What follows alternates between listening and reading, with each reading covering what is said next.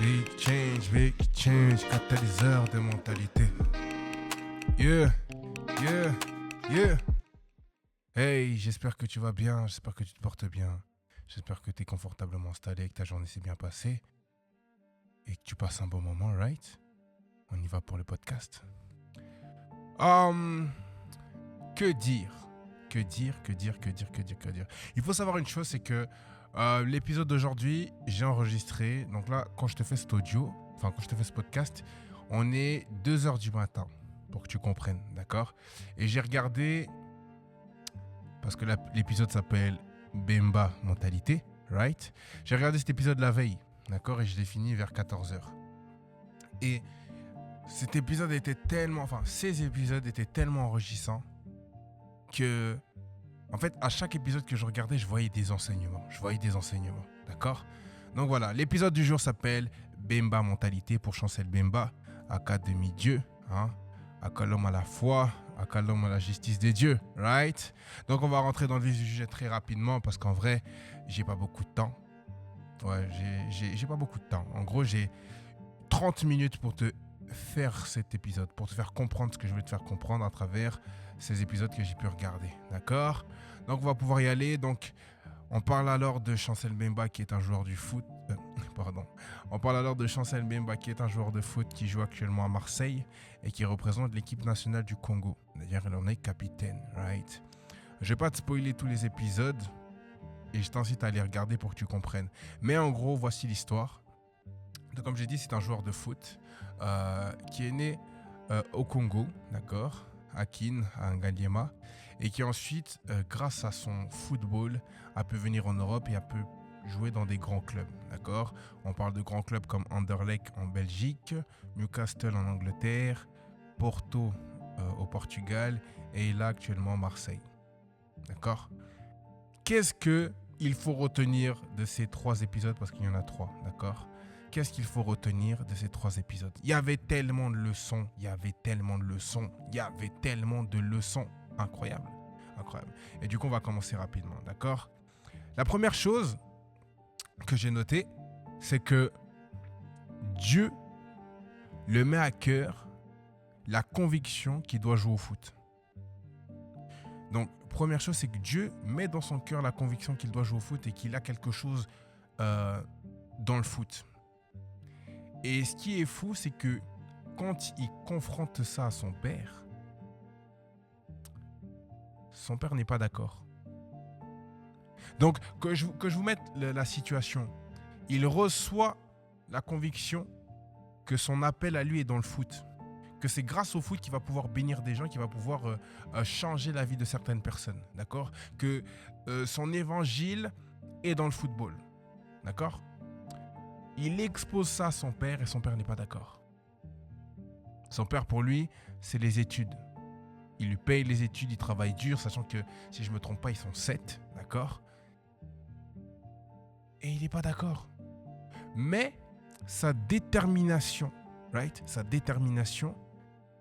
va finir par convaincre son père. Ce qu'il faut savoir, quand je vous dis ça, c'est que son envie de jouer au football est arrivé à un stade où il a dû confronter son père par rapport à ça. Pour lui, il était sûr qu'il avait un appel dans le foot, d'accord? Et du coup, il a confronté son père à son don ou à son talent, à ce que Dieu avait mis en lui. Et vous savez que dans les communautés africaines, quand tu vas pas forcément dans la direction de ce que veulent les parents, des fois c'est compliqué. Donc il a dû faire un choix et il s'avère que ce choix s'est avéré payant, d'accord?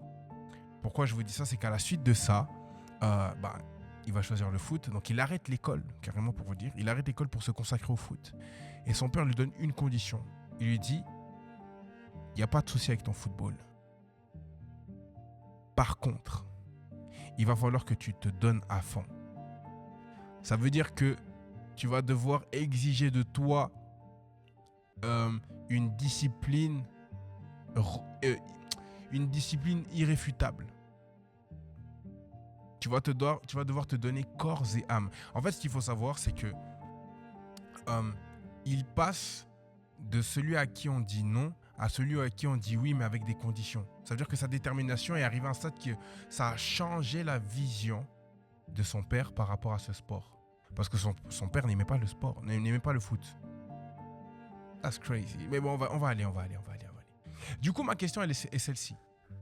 À vous qui avez reçu quelque chose de Dieu, à vous à qui Dieu a mis quelque chose en vous, d'accord? À quel point souhaitez-vous ce que Dieu a mis en vous? C'est la question que je me suis posée en regardant cet épisode, le premier. C'était dans le premier quand je vous dis ça. C'est à quel point vous souhaitez accomplir ce que Dieu a mis en vous. Parce que dans ces obstacles, c'était même pas ses amis. Son premier obstacle, ça a été un membre de sa famille. Et d'ailleurs, ça me rappelle même l'histoire de Joseph. Quand Dieu lui met à vision que ses frères vont le servir et qu'il explique ça à ses frères sont ses premiers ennemis. Donc ma question est celle-ci. À quel point souhaitez-vous ce que Dieu a mis en vous? On va avancer un peu plus loin. Il passe au-dessus de cet obstacle. Parce que faut savoir une chose, c'est qu'il a déjà une mentalité qui n'a rien à voir avec ce qu'on pourrait voir de manière générale quand on se fie à ce qu'il y a dans la société. D'accord? C'est que pour lui, que tu lui dises non ou il va réussir. Pour lui, il sait que c'est dans le foot qu'il va réussir. Donc il est déjà à un état d'esprit qui pour moi en dépasse certains. D'accord? Pour moi, ça dépasse certaines personnes. Right? Du coup, grâce à son football, il quitte l'Afrique pour pouvoir jouer en Belgique. D'accord? Donc je répète, grâce à son football, il quitte l'Afrique pour pouvoir aller jouer en Belgique ou ici à Anderlecht. D'accord? Le deuxième obstacle, sachant qu'il fait très bonne impression. D'accord? Je tiens à vous dire, il fait très bonne impression. Il joue un football qui en est pas de plus d'un. D'accord? Il quitte l'Afrique pour aller jouer en Belgique. Et en Belgique, il y a un autre obstacle. Et un obstacle de taille. C'est qu'on le considère comme malade. Et donc, on le renvoie. Oh my God. On le renvoie en Afrique. On le renvoie au Congo. Je ne vais pas vous spoiler, mais il faut aller regarder. On déclare qu'il a une maladie et qu'à la suite de cette maladie-là, sous fausse raison administrative, on le renvoie. Et là, la question que je me suis posée, c'est que c'était un mensonge. Donc, le deuxième obstacle, c'était de la calomnie. On l'a littéralement menti sur sa santé. Et la question que je me pose, c'est si moi, ça m'était arrivé, comment j'aurais réagi? Si vous, alors que vous êtes en train d'accomplir ce que Dieu a pour vous, on commence à vous calomnier et que les gens croient en cette calomnie et du coup, ça vous renvoie à la case départ. Est-ce que vous abandonnez ou est-ce que vous redoublez d'efforts? Est-ce que vous abandonnez ou est-ce que vous redoublez d'efforts? Incroyable. Et vous savez quoi? C'est que durant cette situation où on n'arrêtait pas de le calomnier, il ne s'est même pas justifié. Pourquoi? Parce qu'il savait que Dieu avait un plan pour lui et que bien qu'il traverse une tempête, Dieu allait faire. Il a gardé ce qu'on appelle le silence. Le silence, vous savez, on a l'habitude de dire que le silence est une réponse. C'est vrai, j'ai aucun problème avec ça. D'accord? On a l'habitude de dire que le silence est une réponse, j'ai aucun problème avec ça. Right?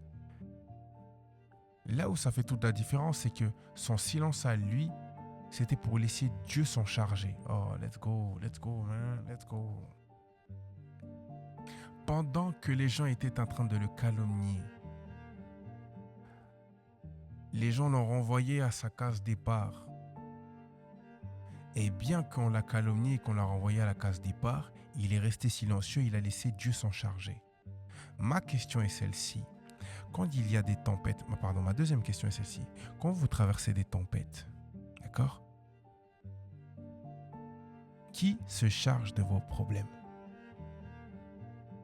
Et tu me dis, mais qu'est-ce que tu veux dire par là? Ce que je veux dire par là, c'est quoi? C'est que, est-ce que c'est toi qui essayes de gérer le problème par tes propres forces? Ou alors tu laisses Dieu t'en charger? Parce que dans ce cas de figure-là, dans ce cas de figure, il n'a rien dit et a laissé Dieu s'en charger. Ça veut dire que il n'a pas géré, oh my God, il n'a pas géré ça de manière charnelle. Il a remis ce problème-là à Dieu en disant, Dieu, regarde, tu m'as promis, tu m'as montré, voici la tempête, j'ai besoin de toi. Quand vous traversez la tempête, à qui vous allez en parler? Oh, let's go, let's go. Quand vous traversez la tempête, à qui vous allez en parler? À qui vous allez en parler? Oh. Allez regarder l'épisode, allez regarder. On avance, d'accord? On avance. Il surmonte cet obstacle, d'accord? C'est-à-dire que il surmonte cet obstacle et il revient à Anderlecht en Belgique. Et il fait une grosse saison, d'accord? En fait, même pas. Avant qu'il fasse une grosse saison, il se pose une question. Comment faire pour arriver à ce que Dieu m'a montré? Et pour moi, c'est cette question-là qui fait que ça change sa vie, qui fait qu'il rentre pleinement dans sa destinée. Comment faire pour arriver à ce que Dieu m'a montré? Et là, pour moi, c'est à ce moment-là que les game plans arrivent. It's about the game plan, man. It's about the game plan. Il établit un game plan. Oh my God. Ok, je vais vous parler du game plan. Ce game plan, après avoir regardé tous les épisodes, je l'ai appelé boulot palais. Ce qui signifie boulot, donc travail, et palais, maison. Travail, maison, maison, travail, c'est tout. Pas de distraction. Boulot, palais, palais, boulot. Il faut savoir une chose, c'est que ce terme boulot, palais, palais, boulot est repris par tous les gens au Congo. C'est devenu un slogan. C'est devenu un mojo ou un motto, si je ne me trompe pas. C'est devenu un état d'esprit. Boulot, palais, palais, boulot. Donc, ce qui veut dire que je vais faire ce que j'ai à faire. Une fois que j'ai fait ce que j'ai à faire, je rentre à la maison. Il n'y a pas de distraction entre deux. Pourquoi? Parce que quand je sors, je sais pourquoi je sors. Et quand je rentre, je sais pourquoi je rentre. Wow, that's crazy. Du coup, ma question, la troisième question de ce podcast, goddamn, je suis tellement content de vous parler de ça. Ma troisième question, c'est quel est votre game plan à vous par rapport à ce que Dieu a mis en vous? C'est quoi votre game plan? C'est quoi votre stratégie? C'est quoi, en fait, qu'est-ce que vous allez mettre en place pour pouvoir accomplir ce que Dieu a placé en vous? C'est quoi le plan? C'est quoi la stratégie? C'est quoi la tactique? Je vais même aller plus loin. C'est quoi les interdits? Quelles sont ces choses que quelles sont ces choses que vous ne vous autorisez pas à faire pour pouvoir réussir ce que Dieu... Oh my God, let's go. J'espère que tu comprends. Qu'est-ce que tu t'interdis afin de pouvoir arriver là où Dieu t'a placé, ou plutôt là où Dieu t'a montré que tu dois être?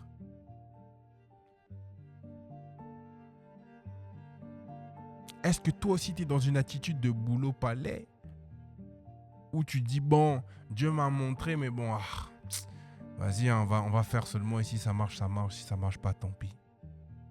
Parce qu'il faut savoir que à ce moment-là, oh, that's crazy. En fait, à ce moment-là, tu joues. En fait, à ce moment-là, tu es en train de rentrer pleinement dans ton couloir. Cela ne veut pas dire que c'est tout tracé, que ça sera facile et que tu vas arriver au but. Non, il y a des tempêtes qui arriveront même si tu as un game plan de fou. Mais j'ai envie de te dire une chose, ce game plan te permet de te forger et ce game plan te permet d'avoir d'autres compétences ou de relever d'autres compétences. D'accord? De te montrer qu'en fait, tu es beaucoup plus endurant que tu le penses. Waouh! Il y a des tempêtes qui doivent arriver même si tu as une stratégie de jeu, simplement pour que tu puisses réfléchir d'une autre manière que ce que toi tu avais. En gros, ce que je te fais comprendre, c'est qu'une tempête doit arriver. Pourquoi? Parce que quand c'est trop calme, tu t'habitues. Et quand tu t'habitues, il y a ce sursaut d'orgueil, même pas ce sursaut, il y a cet orgueil qui te fait penser que c'est par toi que tu réussis, alors que c'est pas par toi, mais c'est par Dieu. Mais à force de trop rester confortable, tu commences à toi-même te dire que non, mais en fait, j'ai réussi par mes propres forces. Voilà pourquoi il y a des tempêtes. Pour que tu n'oublies pas que ces tempêtes-là, tu ne peux pas les vaincre seul, mais tu dois les vaincre avec Dieu. Est-ce que tu comprends? Oh. Si tu n'as pas compris, tu peux revenir un peu en arrière. Mais j'en reviens à ma question, c'est quoi ton game plan? C'est quoi ton game plan? C'est quoi ton game plan? Et vous savez, dans son game plan, voici les ingrédients que j'ai notés. Donc voici les ingrédients de son game plan. Discipline, sérieux, écoute, humilité, respect et repos. Vous savez quoi? Vous savez que vous pouvez appliquer tout ce qui vient d'être dit dans votre vie à vous. En fait, j'ai fait un parallélisme avec ma propre vie. Et je me suis rendu compte que les points qu'il avait cités sont des points que je peux moi-même appliquer. Dans le sens que son game plan peut être mon game plan à moi. Et si son game plan peut être mon game plan à moi, ça peut aussi être le tien. Je répète, discipline, sérieux, écoute, humilité, respect, repos.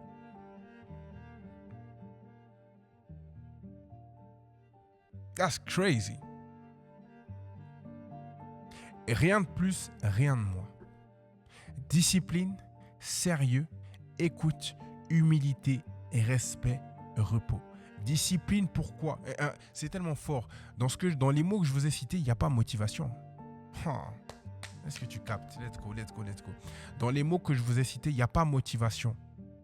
La motivation, c'est juste bon au début. Ça vous fait allumer le feu. Mais ce qui fait que vous maintenez le feu, c'est la discipline. Dans cette discipline, on retrouve le sérieux. Quand tu es discipliné, ça prouve ton sérieux. Ton sérieux démontre ta discipline. Est-ce que tu captes? Écoute, on a 2 oreilles, mais on n'a qu'une seule bouche. Let's go. On a 2 oreilles, mais on n'a qu'une seule bouche. On a 2 oreilles, mais on n'a qu'une seule bouche. Humilité. Parce que l'humilité précède la gloire et l'orgueil précède la chute. Si tu n'es pas capable de te rabaisser, tu sais que tu ne veux pas grandir. Maintenant, je vais dire un truc. Je vais ouvrir une parenthèse. Être humble ne veut pas dire disparaître de la pièce. Je répète, être humble ne veut pas dire disparaître de la pièce.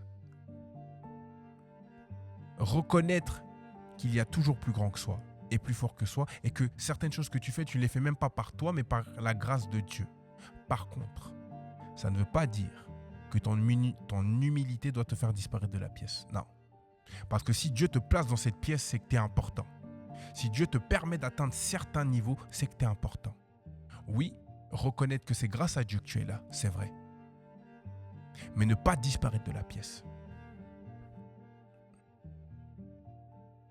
Yeah. Respect. Vous savez quoi? Le respect est une forme d'amour. Le respect est la plus grande forme d'amour. Je peux ne pas te comprendre, mais tu auras mon respect. On n'est peut-être pas d'accord sur certains points, mais tu auras mon respect. Pourquoi? Parce que le respect est une forme d'amour. Quand tu respectes les gens, bien que vous ne soyez pas d'accord, ça démontre quand même une certaine considération. Le respect est une autre manière de dire, tu sais quoi, t'es mon frère, t'es ma soeur, t'es une connaissance ou peu importe. Bien que nos opinions sont divergentes, je suis en paix avec cela. Le respect. Et enfin, l'autre point, le repos. Pourquoi? Parce qu'il faut bien ménager ton corps. Je vous dis ça, mais je fais un podcast à 2h39 du matin. I'm sorry about that. I'm sorry about that. Ok? Le repos. Parce que le corps a besoin de se reposer. Parce que parfois même l'esprit a besoin de se reposer. Let's go, on avance. Il me reste 10 minutes. Right? Le point suivant. Dans son game plan, il ne le dit pas. Mais tout au long de l'épisode, autant tout au long des épisodes, on le retrouve. C'est le travail. Le travail est primordial. Et je vais aller plus loin. Le travail bat le talent.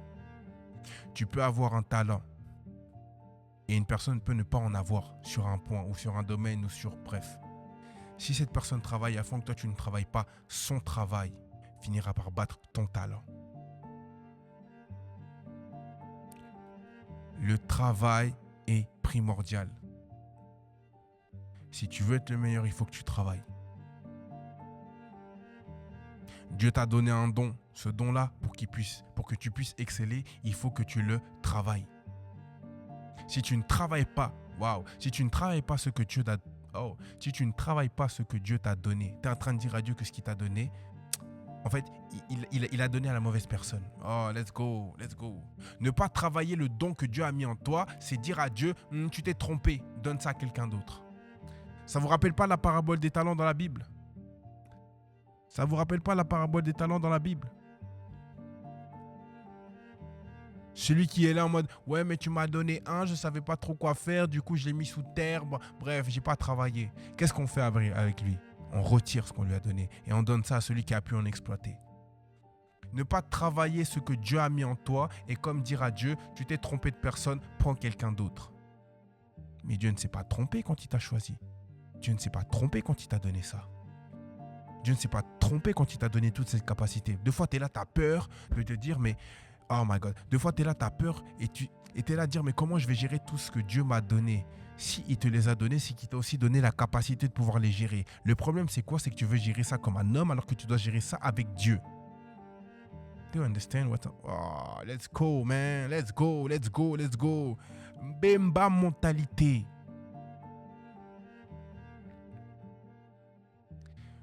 Il y a certaines choses que tu veux gérer comme les hommes. Pourquoi? Parce que c'est ce que les hommes t'ont appris à faire.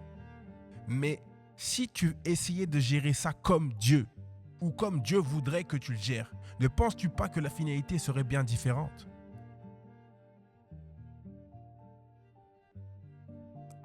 Est-ce que tu comprends ce que je dis? Je suis désolé, ça fait 23 minutes que je m'emporte, mais c'est pour que tu captes les enseignements qu'il y avait derrière ça. And I'm sorry about that, you know. Le prochain point. Et avant de passer au prochain point, je voulais dire une chose. C'est qu'arrivé à un moment donné dans sa carrière, il se rend compte qu'il a besoin de stabilité. Et il se marie. En fait, après les obstacles qu'il a passés, vient ce moment où il doit se stabiliser. Avec tous les changements qui sont en train d'être opérés, il doit se stabiliser. Et il se marie. J'ai oublié le nom de sa femme et je suis désolé, Chancel, j'ai oublié le nom de ta femme. Je suis vraiment désolé. Mais il se marie. Et vous savez, l'apôtre avait eu à dire, wow, that's crazy. L'apôtre avait eu à dire que lorsque Ève est arrivée dans la vie d'Adam, c'était pour que Adam passe à un niveau supplémentaire, à un niveau au-dessus. Le problème, c'est que, voilà, Ève est tombée, a fait tomber Adam, bref, voilà, d'accord? Et arrivé ce qui est arrivé, on se retrouve ici, ok? Mais Ève était l'aide de Adam. Adam était le visionnaire que Dieu avait choisi et établi, et Ève était l'aide à Adam. Ce qui veut dire que quand Ève est arrivée dans la vie d'Adam, c'était pour que Adam passe un cap.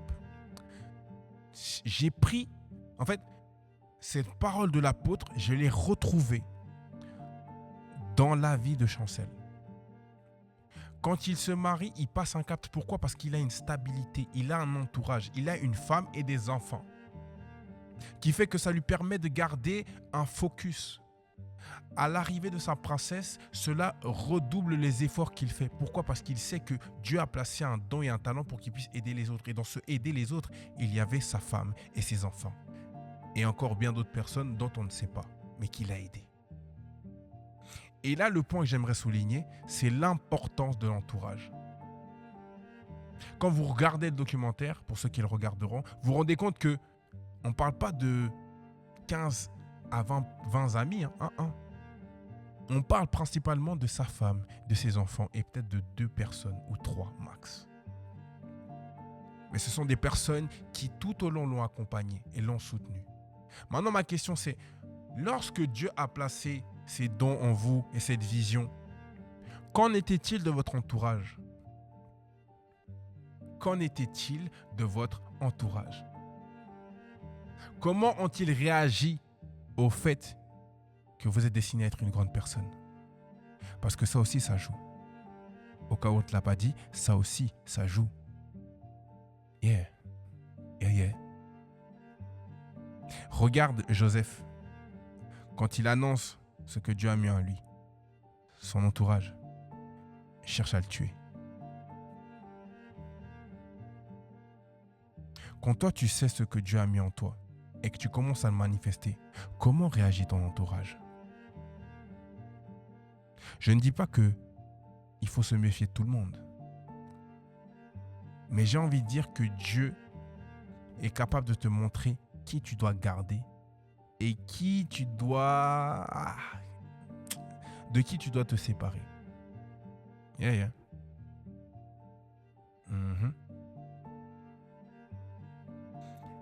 Je vais parler du dernier point. Il me reste 3 minutes. La plus grosse force de Chancel, quand on regarde tous les épisodes, c'est sa capacité à trier ce qui rentre dans son esprit. Vous savez, on a l'habitude de dire, et je crois que j'ai dit dans le dernier épisode, qu'il y a 3 points, d'accord? Que le corps a besoin d'aliments pour se nourrir, que l'âme se nourrit de ce qu'il voit et ce qu'il entend, et que l'Esprit Saint se nourrit de la parole de Dieu, d'accord? Quand j'analyse les épisodes de Chancel, je me rends compte d'une chose, c'est que il triait ce qui devait rentrer dans son esprit. Pourquoi? Parce que ce qui rentre dans votre esprit, ou plutôt ce qui rentre dans votre âme, peut germer. Maintenant, ce qui germe peut être une mauvaise herbe ou quelque chose de bon. Et quand on le suit et quand on regarde, il a décidé d'être minutieux dans ce qui pouvait rentrer dans sa tête. Tout ce qui était négatif, il coupait court. That's crazy. Tout ce qui était négatif, il coupait court. Je répète, tout ce qui était négatif, il coupait court. Ma question est, vous, quand il y a des gens négatifs, quand il y a un environnement négatif, quand tout autour de vous c'est négatif, est-ce que vous restez dedans ou vous en sortez? Je répète, quand c'est négatif tout autour de vous, que ce soit les gens, l'environnement ou autre, est-ce que vous sortez de cet environnement ou vous y demeurez et en plus de ça, vous vous plaignez avec ceux qui sont déjà en train de se plaindre? Parce qu'il faut savoir une chose, c'est que le négatif attire le négatif. Le positif attire le positif. Un positif et un négatif, c'est toujours le négatif qui gagne. L'inverse arrive. D'accord? Mais dans la majorité des cas, on est plus saoulé d'être avec quelqu'un qui est déjà saoulé que d'être content. Je ne sais pas si vous captez. Je ne sais pas si ça vous est déjà arrivé. De côté, cette personne, elle est là, elle se plaint. Au final, toi, tu commences à te plaindre. Yeah. Qu'est-ce qui rentre dans votre esprit? Et qu'est-ce que vous acceptez?